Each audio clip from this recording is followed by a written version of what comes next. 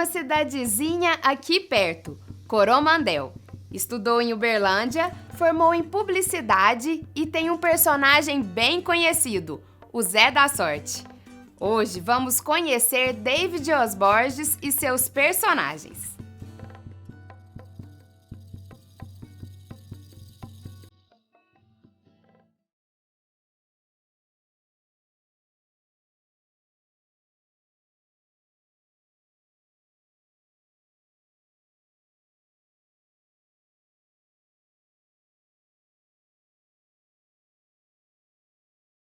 Bom, meu nome é David, na verdade é David Borges, né? O Os Borges veio por brincadeira, assim, e referência a Coromandel, que foi onde eu nasci. O pessoal pergunta, você é da família de quem? Dos Borges? Os Borges. E me formei em publicidade e marketing. E na época da faculdade, eu encontrei alguns amigos que tinham afinidades nessa questão de produzir algum conteúdo teatral. E começamos a produzir peças já no segundo período da faculdade. E o foco sempre foi a comédia, sempre foi o riso de adultos e crianças, mas a intenção sempre foi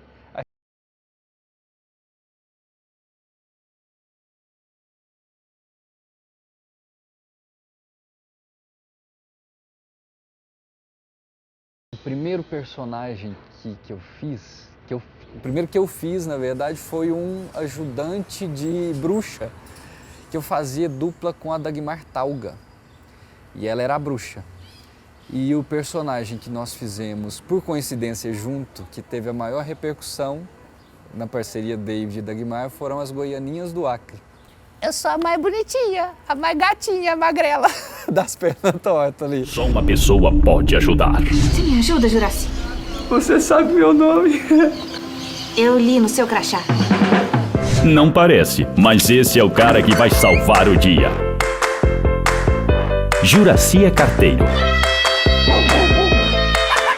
Fã de histórias em quadrinhos. Todo dia a mesma coisa, rapazinho! Quando surgiu a ideia de fazer as Goianinhas do Acre, foi meio que uma homenagem que estava começando a produzir o filme Dois Filhos de Francisco, que contava a história do Zezé de Camargo e Luciano.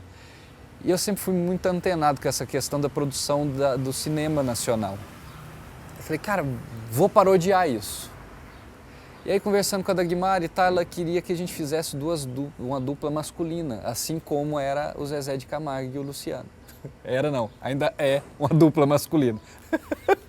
E aí, eu pensei, não, vamos dar mais graça para isso aí, vamos fazer duas irmãs gêmeas que saíram do Acre para tentar ser dupla sertaneja. Mas na mesma época que as Goianinhas surgiram, saiu também um psicólogo, que é o doutor esquizofrênico, que eu não faço ele com tanta frequência, mas eu me divirto muito fazendo. Um personal trainer que faz uma ginástica laboral muito engraçada e fora do comum. Um animador de festa infantil, que hoje em dia ele é muito politicamente incorreto. Na época que eu criei, a minha intenção era de jogar para fora o que as pessoas não tinham coragem de falar. Hoje em dia, vendo como a estrutura social está, ele só é mais um que fala besteira. Porque hoje em dia, com a rede social, fica a dica, gente, vamos tomar um cuidado aí.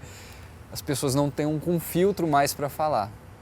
Perde-se o respeito, vem a inconsequência de um comentário que talvez é impertinente ou maldoso.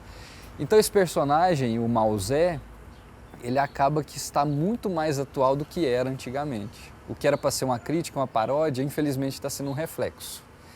Mas é um personagem que as pessoas gostam muito. E não sei se é infelizmente ou felizmente, eu me divirto muito fazendo, porque espelha muita gente nesse personagem.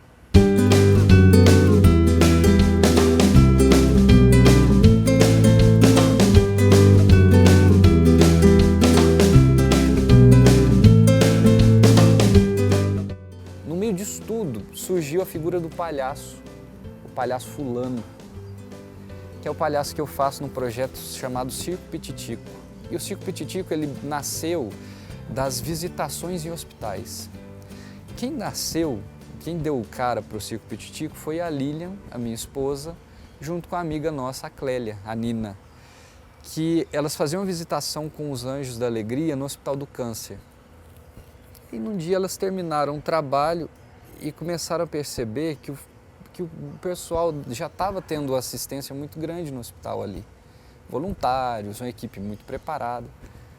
Nasceu a demanda então de ir com esse projeto para orfanatos, que hoje em dia é chamado de abrigo, né? Asilos e a escola pública. Aí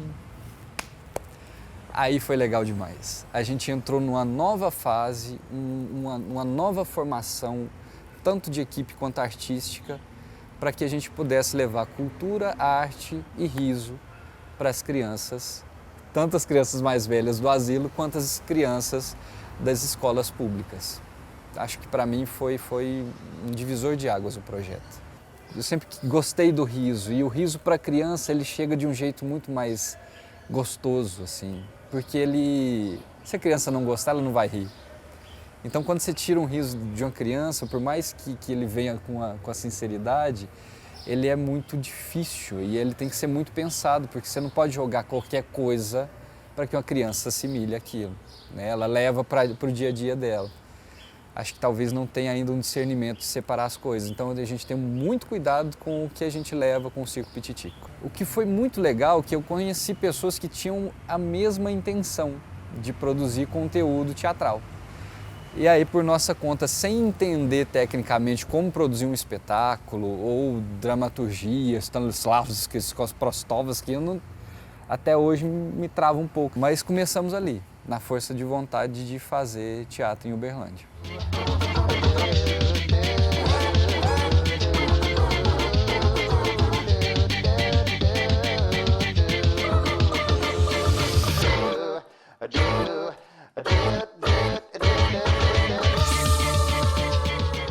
Pois é, o David, individualmente falando, eu sempre trabalhei muito em grupo.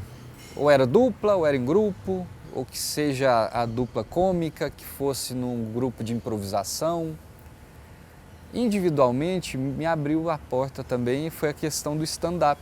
Como quando começou a fomentar no Brasil, assim, isso já tem um bom tempo, assim, né? E eu comecei a achar essa brecha do trabalho individual, o conteúdo individual. Mas eu sempre gostei muito de personagem. O personagem me cativa. Eu acho muito legal quando é um personagem que te pega assim pela cabeça e fala assim, vamos ali passear num negócio que você não conhece, depois você volta. Puf! Eu acho um barato isso.